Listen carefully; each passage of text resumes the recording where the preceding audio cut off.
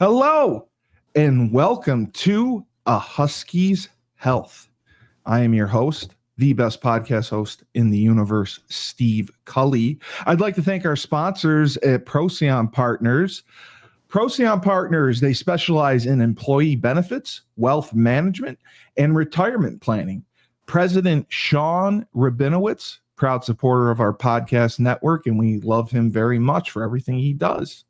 Green Street Trust International, owned and operated by Rennell Jump in West Palm Beach, Florida.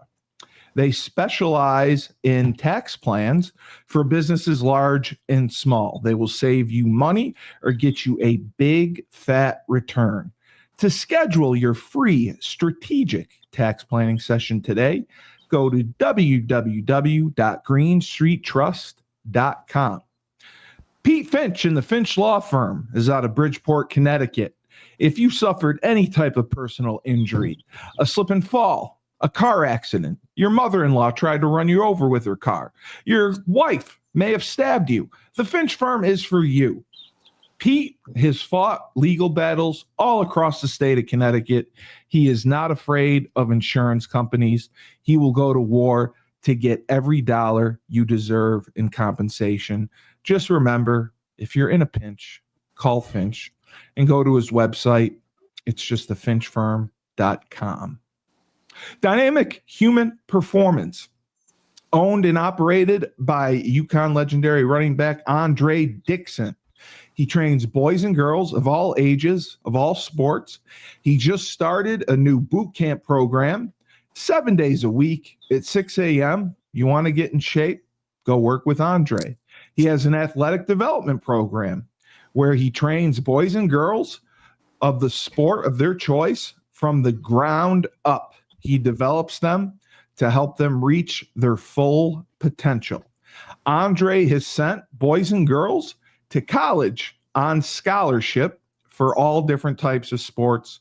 If you want to work with the best, work with Andre. He has a 5,000 square foot state-of-the-art facility in Hartford.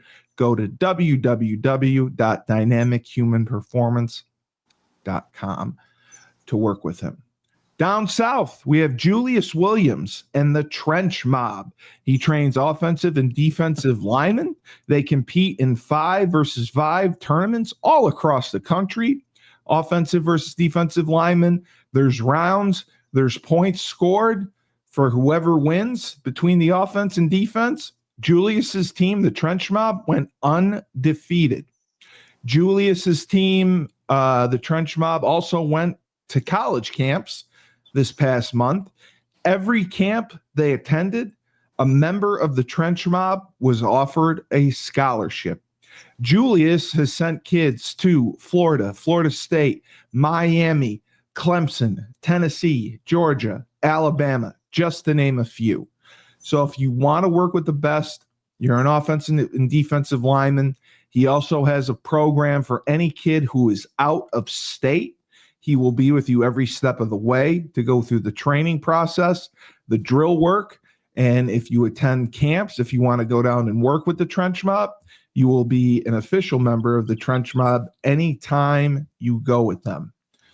All you have to do is go to battleofthetrenches.com and sign up.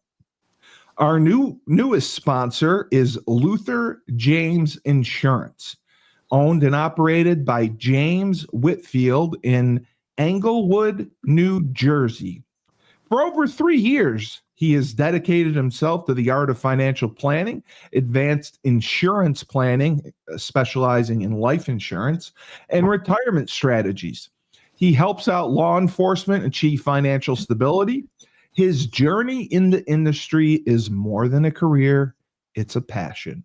He helps with dealing with the financial pressures we all face thinking of retirement, because fear of the unknown is real. To connect with James and get a free quote, go to lutherjamesinsurance.com.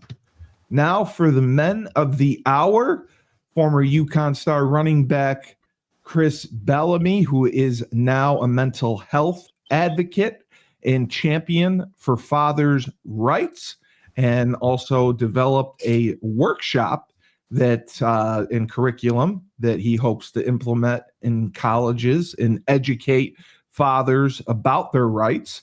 And special guest, Joe Villipiano, one of our former teammates, coached at Cornell, Harvard, G8 at UConn, and now also is working in mental health with athletes.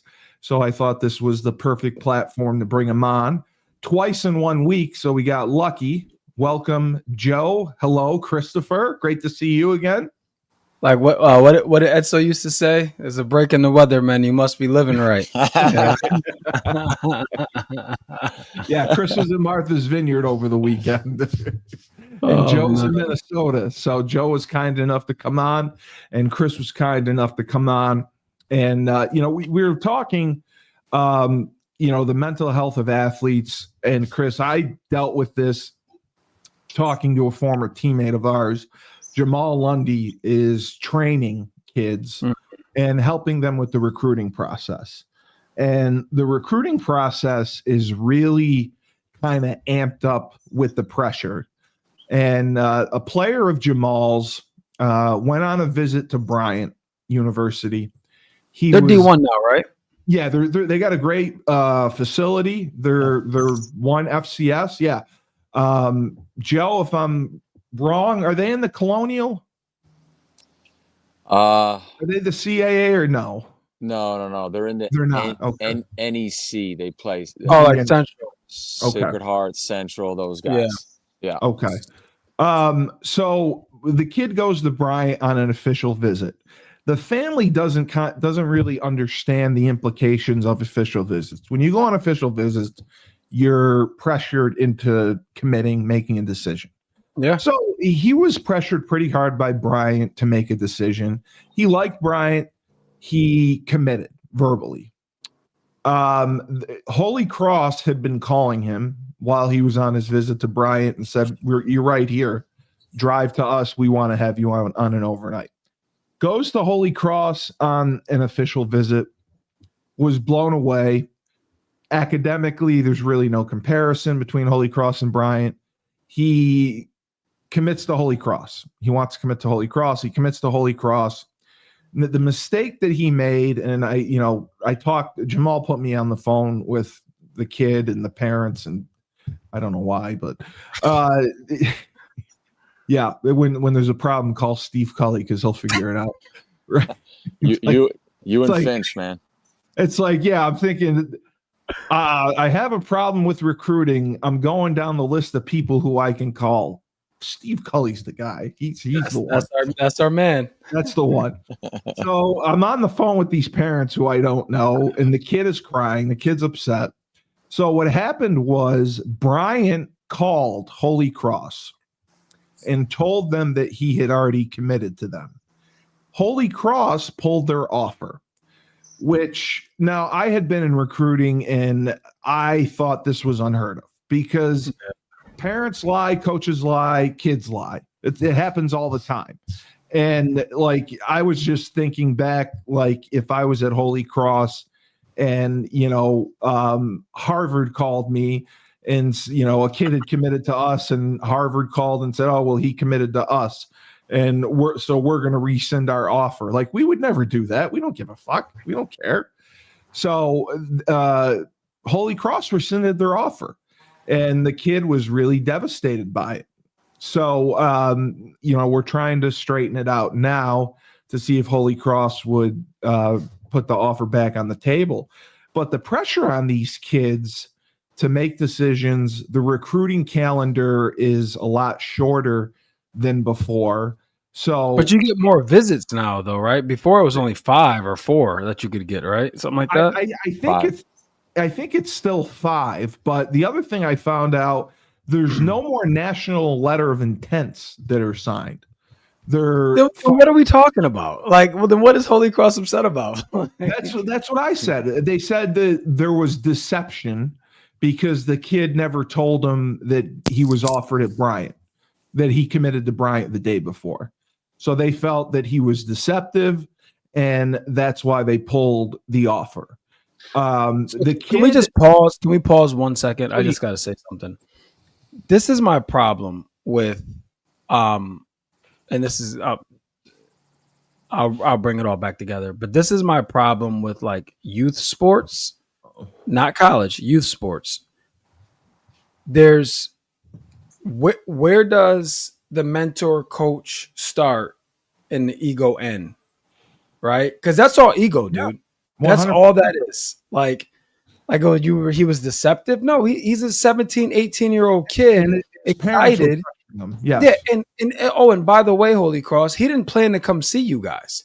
You're the one who asked him to come up there. He went out there to see you, right? Like, you didn't 100%. Pay for you didn't send a car, right? 100%. Like, what are we talking about, dude? Like, if I'm that kid, and very easier said than done, but if I'm that kid, I'm like, screw both of you guys, right? I'm about to go back in the market and see what else is out there. Clearly, I got 2 offers, and he has other offers. So it's like I wouldn't be bent out of shape about that, like.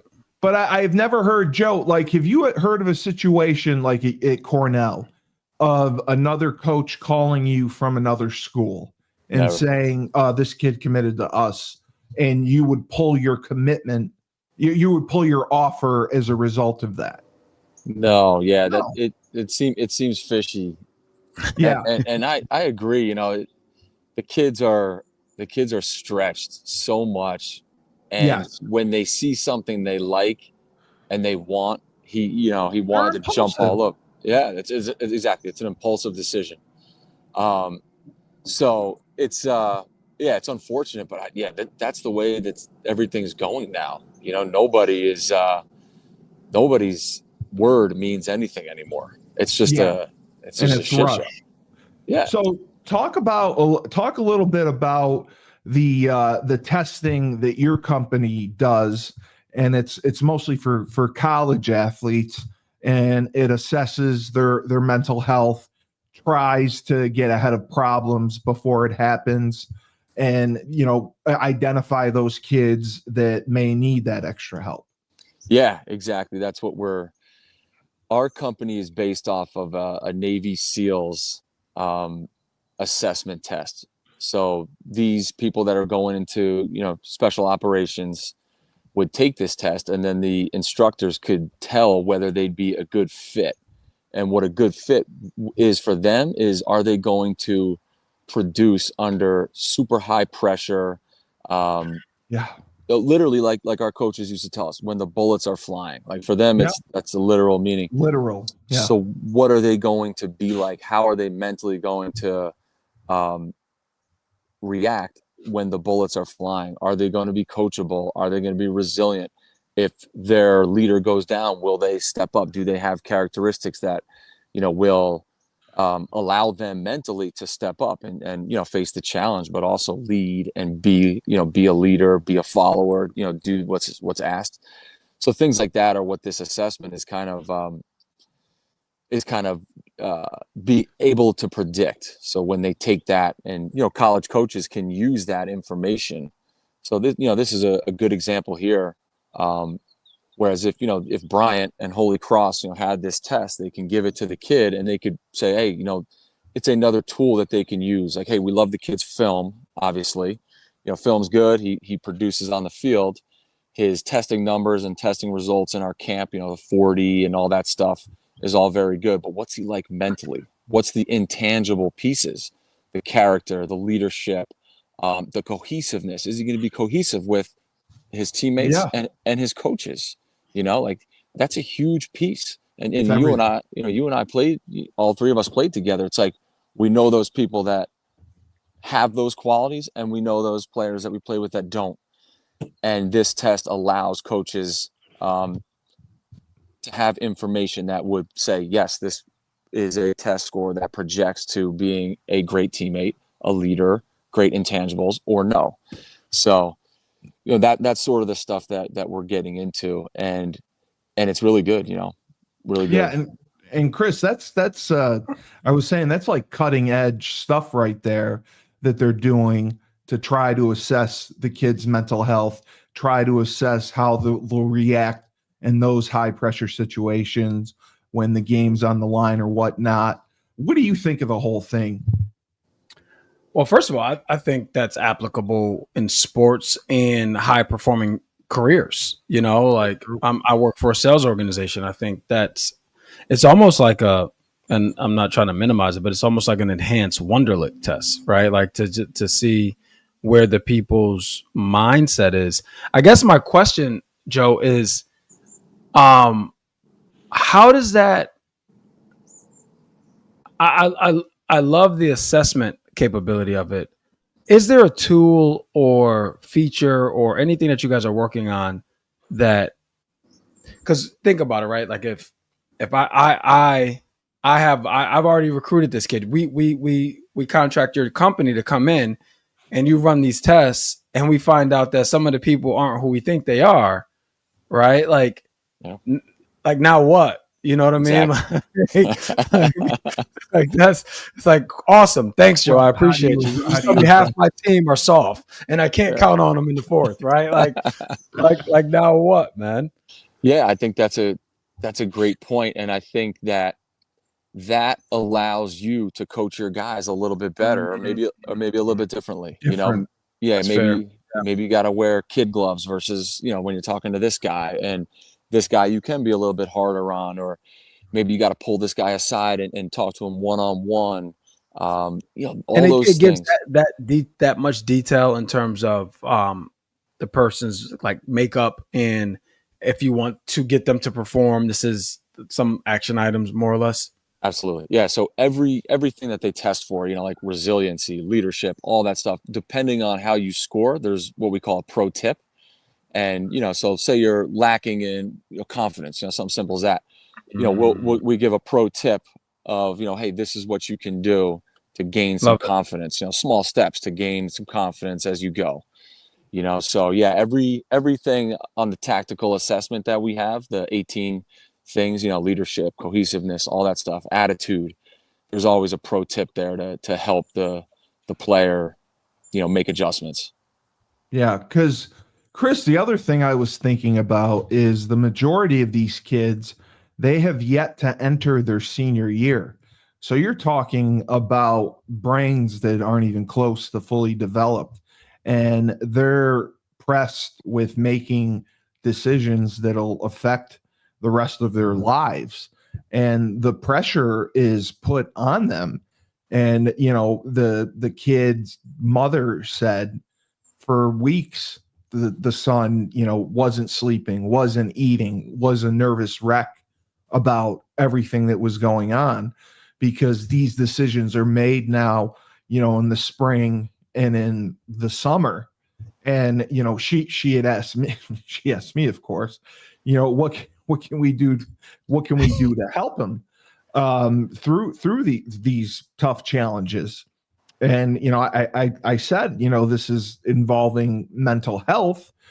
I'm not a mental health expert, but I would advise you to get some sort of mental health guidance assessment, have him see someone.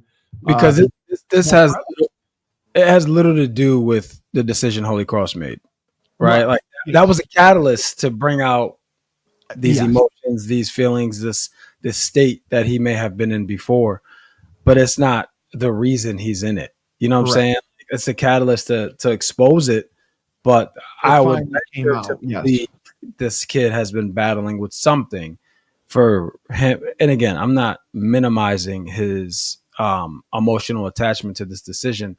I'm just saying for him to respond like that, not sleeping, especially when it sounds like he's a pretty good athlete and he's garnered interest from other people, like for him to be so absolute in terms of like, this is, well, I'm sorry. I'm saying this was even before they went on the visits. He was stressing about the recruiting process. So exactly. So we're saying the same thing. What I'm saying is, this isn't because of Holy Cross's decision. Correct. This is something that he has to work through or learn to work through, because as we all know, the next level is no void of pressure, right? Like the pressure is only going to intensify. So it's like, how do you respond? What do you do? Exactly. And Joe, you had said that your assessment can also be given to high school students as well. And it's just starting to go to that level, right? It hasn't been for high schools just yet, but you're getting there. Yeah, so to go back, and I don't know if you know this, Cully, or Chris, obviously, but this is all from the sports psychologist for the Oklahoma City Thunder. Yes, so that's what you said. I didn't know that. This is what they use to make their personnel decisions at the highest level. Obviously they're dealing with super pressure packed situations, and how are you going to perform during those is what they're very interested in. They've been using it for 6 years, and obviously it's paid off this year. So they're filtering it down to college, and then yes, there's also so the reason I bring that up is because it is for us, being college players, it's very applicable to recruiting. OKC uses it for their personnel decisions and drafting and free agency. Colleges can use it for recruiting to, not make mistakes on guys or, all that stuff. But then high schools, we have another part of it, which is called just as simple as it is. It's just a wellness check. And, we advise them to give it every 2 weeks to all of their players. It goes right to their phone. It's 15 questions. So it takes them, 2 to 3 minutes, and it's just a wellness check, man. Hey, how are you doing?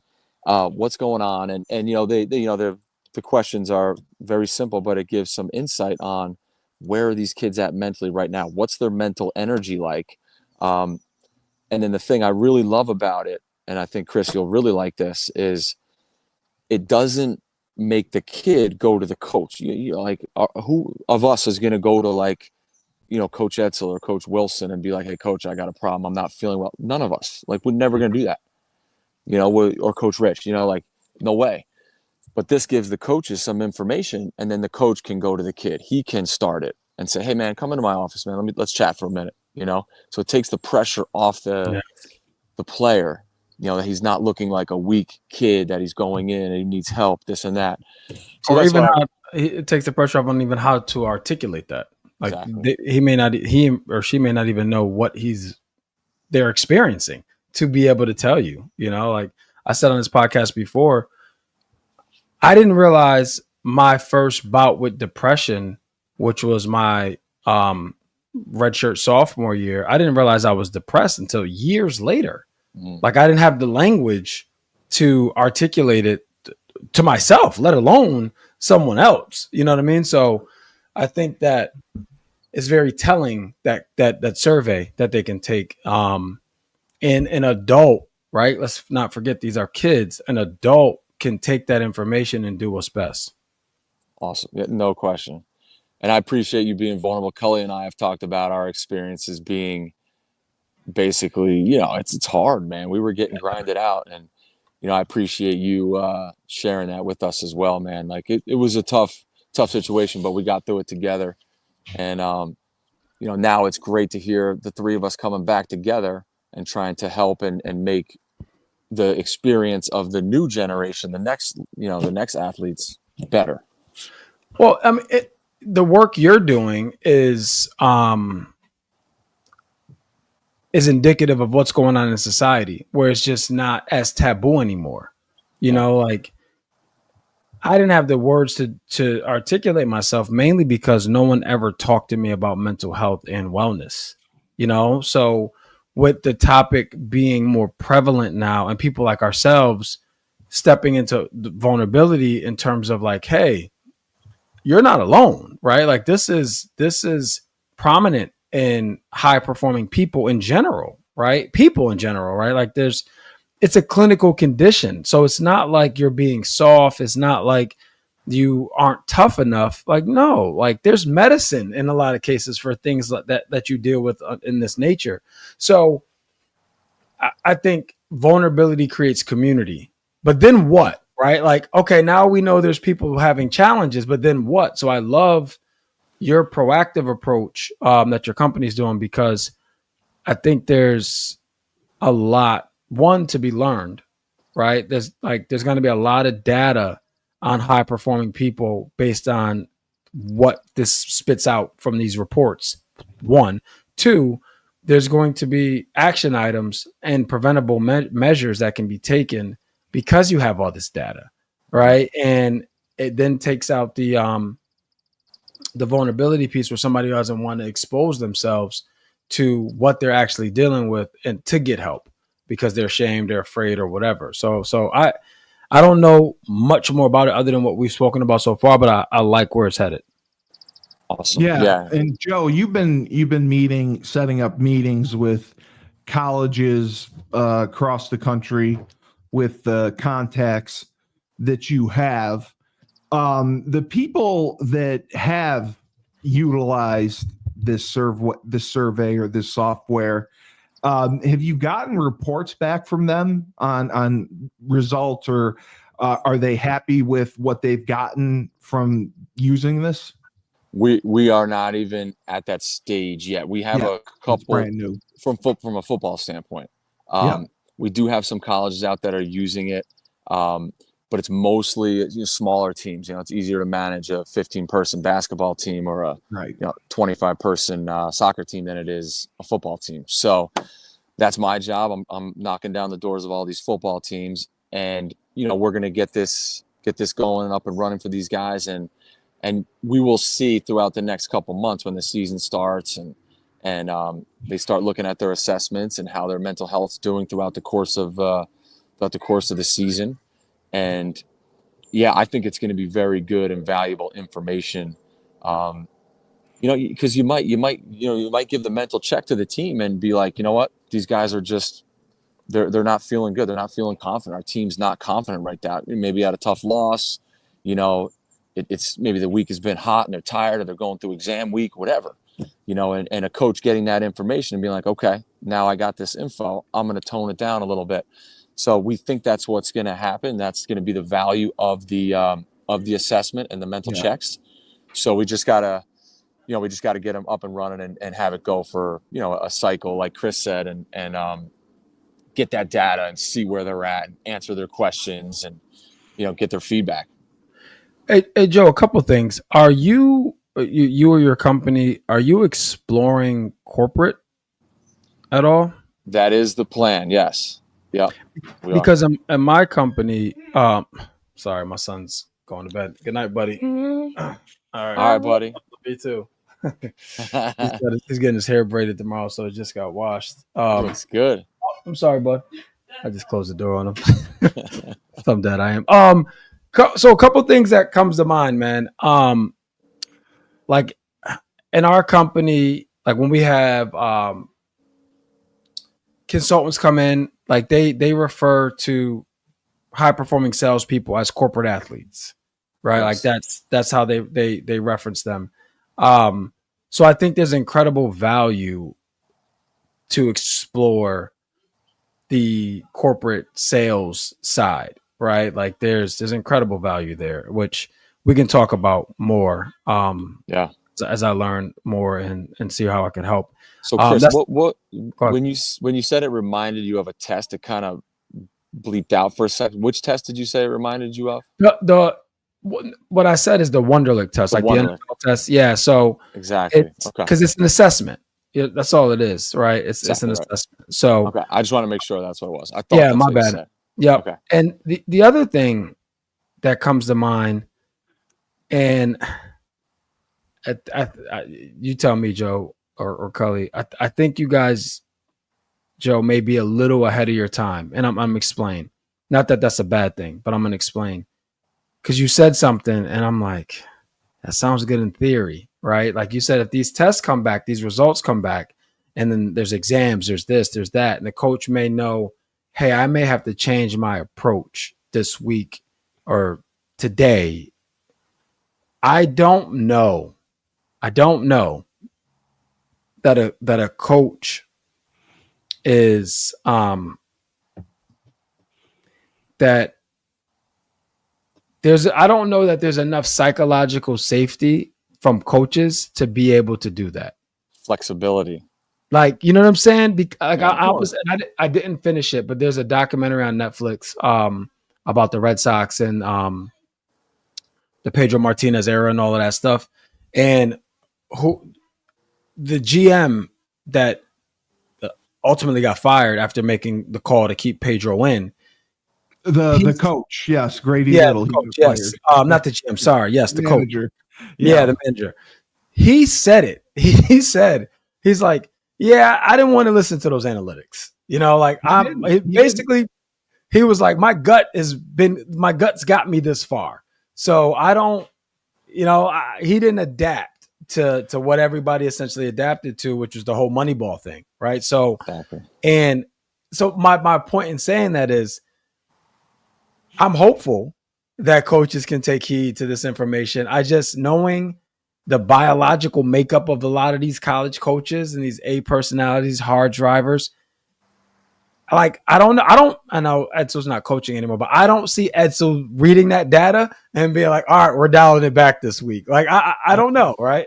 That's why I said you guys may just be ahead of your time, which is good, but I'm hoping the coaches can adapt as quickly as they need to. Well, I worked for Dave Archer at Cornell, mm-hmm. and he's maybe a couple years younger than us. He's younger than us. Exactly. And he was very dialed into those sort of things. Nice. So that was a very big change than the Coach Etzel days. So I hear what you're saying 100%. And you're right. Our coach is flexible enough to do something. Yeah. Or are they just stuck in their ways? This is what we're going to do. This is what we have to do. A lot of that mentality still exists, but I think there's a new age coming in. That's true. That's fair. Yeah. I think they'll do what it takes to win. And I think that I've always said this. It's just like coaches, an offensive coordinator has their system, but they don't have the players to run that system. You have to adapt your system to fit the personnel you have to get the best out of them. You want to put them in the best position to succeed. That's how I've always felt. That's a great point. There's teams that want to run the spread. Well, if we don't have the personnel, the receivers, the speed to run the spread, why put your guys in position to fail? Run something else that puts them in the best position to have success. And that's what Joe and Coach Schumann and I were talking about Friday with UConn. UConn doesn't have necessarily the personnel to run their outside zone game, their zone read game, because they have a quarterback who can't run. So we were talking about different ways that they can adjust the offense for a drop back quarterback, to block everyone, to build in some RPOs, to do some different things that aren't strictly zone read. Because I remember when Joe Figiano was the quarterback and we did run outside zone and the backside pursuit just flew because he wasn't a threat to run. So I think coaches would use the information. You're right. It's cutting edge. It's ahead of its time. But I think if coaches put their egos aside 100%. and understand that this information, it's giving me an inside look into the brain of the players of my team and, what we can do to help them succeed. And I think that's most important. What can we do to help them succeed? If they're down, if their confidence is low, the test is showing that there's different things we can do to try to build that up. Yeah. But you're absolutely right, Chris. There's coaches out there who have their gut, who are stuck in their ways, who if they read that, they're going to double down and go harder. That's just what they're going to do. They're just going to go harder. Yeah. Now, I will defend Coach Edsel to an extent because I recall 2001, I believe it was Eastern Michigan or Buffalo, where he passed out on the sidelines. Yeah.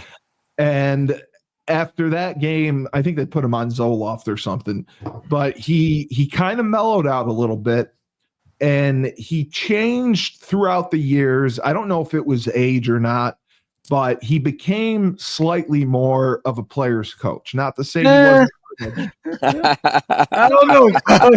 Listen, I know he pounded the ball. I know he ran the ball. I know they were physical.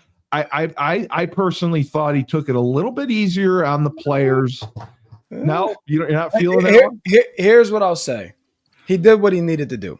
That's what I'll say. Like I am extremely grateful for all the hard lessons from him because it not with us. Not with us. I believe me, with us, I don't think he changed. I think afterwards. Oh yeah. Well, yeah. Okay. I'm like, dude, I don't know what you're talking about. I didn't see any of this. Like, I don't know where I was at. Like, no, not with us. Not with us. No, but so I was a locker room lawyer. Some of that stuff, Cully, was mandated by the NCAA. So I remember going to see him, and he's just explaining to me how there's no more two-a-days, there's no more 6 a.m. workouts. Like, you get a certain amount of time, and you have to block. I'm like, so like if I miss class, like I don't have to get up at 6 a.m. He's like, no, like I don't. I forgot how he explained it, but you weren't allowed to do that kind of punishment. Yeah, and it's so I think some of that helped. But two things I want to say. One, to your point, Joe, I think the game is evolving, and the coaches who don't evolve will be left behind. Period. Right. Exactly. Two, back to the UConn. I think in terms of adapting and adjusting, I think our era was a great depiction of how to do that. Because we didn't have these we weren't Boston College on the front line in terms of these big horses. Like we didn't have that, but we had some athletic linemen that could move. So we ran a lot of G, we ran a lot of insides, we ran a lot of things that fit our offense, and it worked for us. Versus what you're saying is like trying to make something fit into what you have. Like, you can't. Like you have to adjust with what you have. Like we all always know, right? Know your personnel. And that's exactly what we're talking about on multiple levels right now. It's just knowing your personnel. Yes, and I think a big part of that was when Norris took over the offense, he really changed things and put us in a position to succeed. And that's why he had success. And then after Norris, Rob Ambrose comes in. Mm-hmm. Rob Ambrose does well, sticking with the same philosophy. And that's why, Joe, Coach Schumann, and I were talking about where UConn, we don't have the best. We're not getting the 3-star recruits. Yeah. We play outside on grass. It gets cold, windy come October. And Randy knew that. And Randy's philosophy was always, we're not going to turn the ball over. We're going to play field position. We're going to run the ball. We're going to control time of possession. We're going to play tough defense. We're going to score in the red zone. Those were his principles. And I remember he had the board of, things that we won or lost. And obviously special teams was important to him as well. Mm-hmm. But I think he figured that out, that he could use playing outdoors at the Rent is really it was going to benefit us. And I don't think we have done that as of recent with our offense, trying to run the spread, trying to run some no-huddle stuff. And that's what we were talking about, doing what's best for our personnel. Like, I think we have great tight ends. I think we have 3 great running backs. We have a solid offensive line. We have Skylar Bell and some good transfer receivers. But we need somebody to get the ball to him, though. But I think Joe can do that. I think Joe can too. Listen, Joe Figiano is not going to win you any Super Bowls. He threw 20 touchdowns to 4 interceptions last year. 6 of those touchdowns came against fucking Merrimack. Okay. But he doesn't make mistakes. He's a good decision maker. He doesn't have the highest completion percentage. He's under 60%. But with the schedule we have, he's good enough to win. I like the over-under is 8 games, in my opinion. Without question. Like I really believe that. If we don't win 9 games again this year, like what are we talking about? Yeah. And that's the other thing Joe and I were talking about. When we played, we were playing up. We're playing Virginia Tech. We're playing Louisville. At Virginia Tech. We're playing Miami. At You know, Miami. Iowa Yeah. State, Vanderbilt. We're playing tough teams. They're not doing that now. Like if we had the schedule, What do you think that's about? I think it's about back in when Randy was coaching for those few years, they were just getting just annihilated by Tennessee, by Michigan, by these big programs that were just destroying us. And I think they wanted to scale back and play teams that we can be competitive with. Like we can be competitive with a UAB. We can be like talent level wise, we're on par with Georgia State, UAB, stuff like that. Now, Central Connecticut State and Delaware, no. I mean, those are just trying to get some wins. Playing Syracuse, I think, is good. Playing Duke, I think, is playing good. Yeah. But when we played, I mean, we played up. We played all 1A schools except for like Rhode Island, I think, was Northeastern. Yeah, and we lost because Tracy was out. But I mean, we played up. We played tough. We played a tough schedule. We had Georgia Tech. It came at home. Come to us, yeah. And those Calvin are the Johnson. things that they need to do because the average attendance last year was 23,000 people. Oh, is that what it was? Okay. 23,000. Only 2 games, Chris, were over 30,000. And that was the Merrimack game. And there was one other night game that was over 30,000 people. But that was it. And, you know, when right at the tail end of when you were playing through like 2009, 2010, we were selling out every home game. Yeah. And that is what is holding us back from really joining a conference is the attendance and football. You know, if we were packing the rent with 40,000 people every week, that would be attractive to conferences. But when you're drawing 23,000 people to your home games, the ACC is not going to want you. The Big 12 is not going to want you. There's a couple of things I want to say. One is like what came first, like the chicken or the egg, right? Like if you're bringing in bigger schools where more people show up, that's one. The second thing I want to say is, Joe, like talking about coaches and philosophies and everything like that, can your technology be applied to coaches? Oh, that's true too. That's a great point. Yeah, we actually exactly. We have the head coaches give them to the head coach takes it, and then the assistant coaches take it as well. So you could see, you know, kind of the cohesiveness is one of the big parts of the test. You could see if your staff is cohesive. You know, do they work well together? Wow. What are their intangibles? You know, what's their leadership qualities? Yes, that's a great point, and that is definitely encouraged by us. Because I think that's where you start, right? Speed of leader, speed of the pack, right? So yeah, it starts at the top. It starts at the top. Yeah. But yeah, I think it's all great.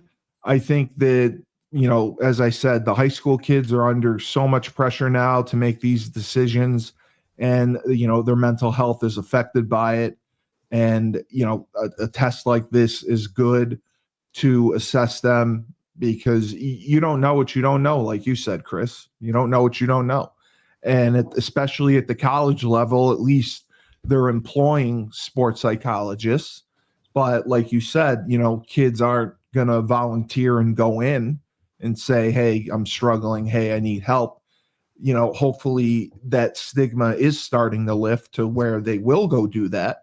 But I think Joe in that technology and that test is providing invaluable information. And I really hope that colleges jump on board. It's a drop in the bucket financially for these schools, for especially for the Power 4 schools. It's a drop in the bucket for the Ivy League schools. It's a drop in the bucket for the Patriot League schools. I mean, you're not going to get a better case study than OKC, right? Like, what are we talking about? I mean, it's just like, I guess the opposite end of the spectrum, just like the NIL has a case study with University of Florida. right? Right. You can buy a championship, right? You can buy a championship where this data, this data will help you win a championship. So I think it's pretty cool. They did. So yeah, Chris, that's why I wanted to bring Joe on and let you know what he's doing, because I think it's great for mental health and for advocacy, and I think that schools are going to come on board, and I think this could revolutionize as long as the coaches, they're either going to buy in or they won't have a job because it's giving them the information they need to succeed. And you've said all along how mental health, especially for athletes, it just falls by the wayside just because of the stigma, and it gets ignored. So that's why I credit Joe for what he's doing and setting up these meetings and getting it into colleges. Especially in football too, man. Like you got to think like all the machismo, all the bravado, right? Like it's a lot can be hidden with bravado, like it. You can almost create a different identity, but then when the whistle blows, you're still alone. Now you're back who you are, know. So exactly. It's one of those things, like, so you have to be able to manage it as best you can. Yeah, that's a great point. You can't hide when the whistle blows. That's right. Sure can't hide. Just to tie all this together, our big thing, or my big thing as an offensive coordinator, was the way I used to approach it was players, formations, plays. Like that's what's important. Who's the players?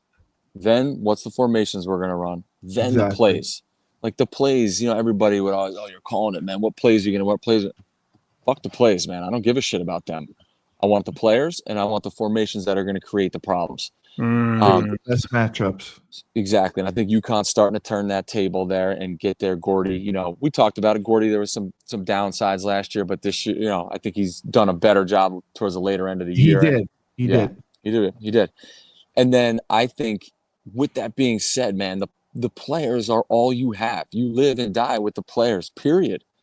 So why would you not want to maximize the information you have on them? You have them only for a short amount of time. Especially now.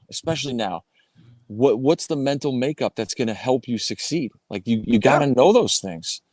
In order to not make, to make misses or to miss in recruiting, but then once they're there to really, get the most return on your investment, because it's an investment now to take any player in this NIL era. So, I think literally. Yeah, man. Well, because especially at UConn, it's 50 plus guys. That's the roster turnover between transfers and freshmen. Really? It's crazy. 50 new players. Yeah. So that's why I think more than half the team. That's exactly crazy. That's why a test like this is valuable. If you're bringing in 50 new guys a year, you want to get this information early on so you know what you're dealing with. And, they're adding on 7 spring practices, which they're calling like OTAs in the NFL, basically because of the roster turnover. So they have more time with the players. That's why a test like this is invaluable. You bring these guys in the first transfer portal in January. Now you know where they're at. Now you know how to put them in the best position to succeed. So I think it's a great tool. The age of building a program is over. Like you're not building a program anymore. Yeah. No, it's 4 years. No. Like it's a business, right? Like in any sales organization, you're measured quarter over quarter, right? Like, and that's what's happening, dude. Like you better make it happen next year. Here's your investment, right? Like let's see what you're gonna do. Dude. Yeah, your technology is needed, man, because these kids, they can be lost, right? They can get lost in all of it, man. Like. We like to believe our era, right? There was a lot of pressure, which it was. I'm not minimizing that, but we didn't have to deal with social media like they're dealing with. We damn sure didn't have to deal with getting any checks, right? Like that wasn't the case. And then like, because of all this attention, this is what I'm saying, man. Like, this is why I get so fired up about this, because at the end of the day, who's taking care of the player, right? Like, who's taking care of the player? Think about how many people that player's responsible for. They leech off them. You know what I'm saying? Like, and forget the money for a second, right? Like, I'll take my example. I was like, again, I've said this on the podcast before. When I didn't go to the NFL, coming home and going out was a burden. It was a nightmare. Because I had to field all the questions as to why I didn't go. What's going on? Yeah. Since it's so easy, right? Like, and it's like, right. it's crazy. So now think about it, right? You don't go to a Power 5 or Power 4, whatever it is now, right? Oh, what happened, man? Like, why? Like, if you'd have went there, you would have got, every player gets $60,000 a year, right? Well, yeah, but I'm going here for the education. Yeah, but dude, you could have been there. Like, all these things. So I say that to say, yeah, a kid has to be very grounded and very self-assured to deal and manage with a lot of these things. Because if you're not, you can get lost. And we're in the age of instant gratification, and it works in reverse too, right? If you're 100%. Not getting that, you will go down just as fast. So 100% challenging, man. And there's kids that have transferred 2 or 3 times. Go ahead, Joe. Yeah, I was just gonna respond to C-Bell. That, I think, is spot on. The majority of high school kids are probably not doing well. Like, there's so much shit in their life. They're probably not doing well. They're probably not sleeping.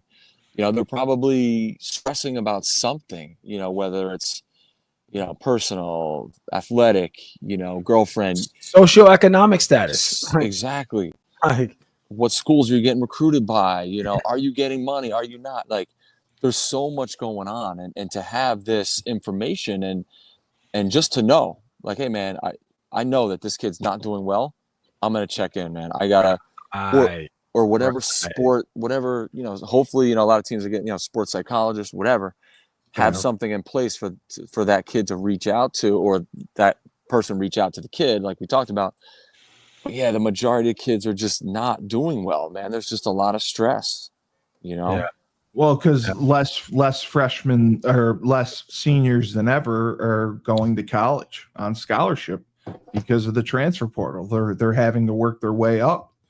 And you look at UConn, the transfers that they've taken have transferred 2 times. UConn's their 3rd stop along the way.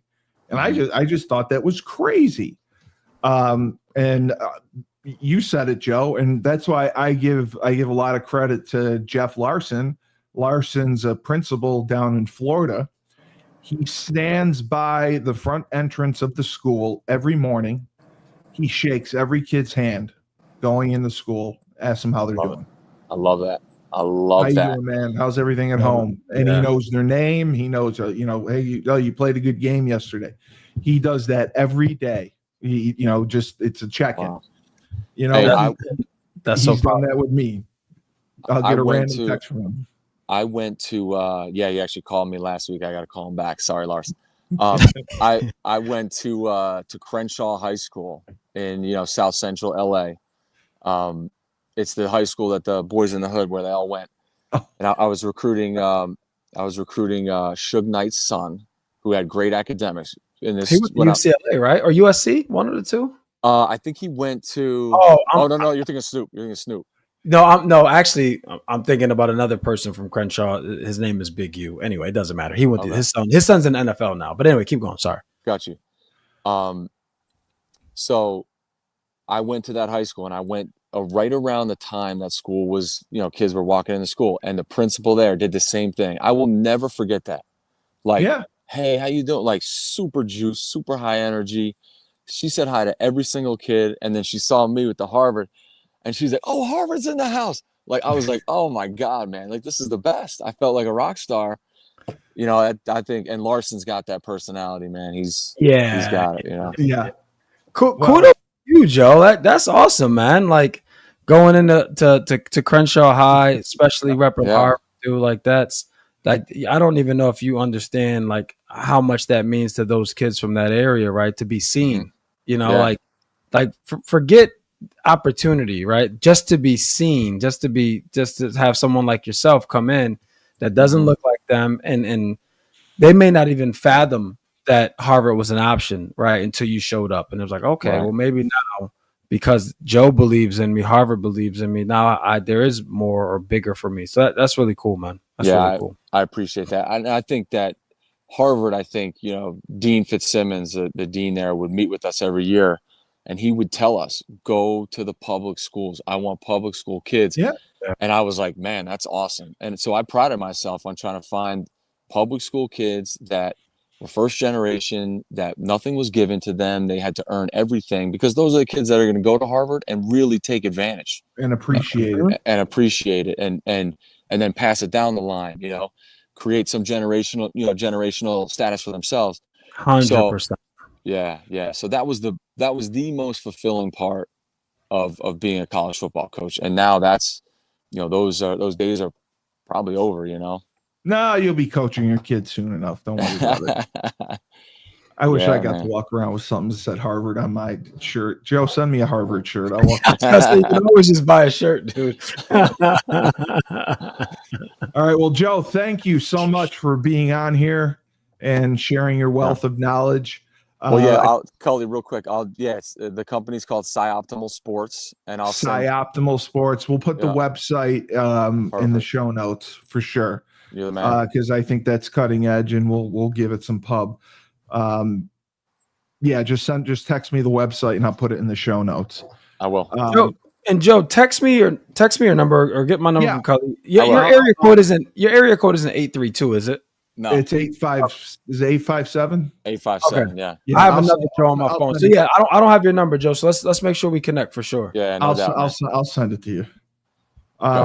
I just have to say thank you to Fresh, Ned Von Young, Freshfold Laundry Company. They're out of Chapel Hill, North Carolina. They're a high-end laundry service. They just added a pickup service, which has a 20-mile radius. So you schedule online, you bring your clothes out, they come, they pick them up, they wash, dry, fold them at land, speed, wreckers. They have a online subscription model. You can schedule weekly or bi-weekly. They have deals for college students. Just go to their website at freshfold-laundry.com for more information. For Chris Bellamy, mental health advocate, father's rights champion, developed his own curriculum and workshop. For Joe Villipiano, former coach, now sports psychologist himself. He knows it all. We're all former UConn teammates. I'm Steve Cully, the best podcast host in the universe. Remember, when life gives you lemons, don't make lemonade. Take 2 oranges, throw them right back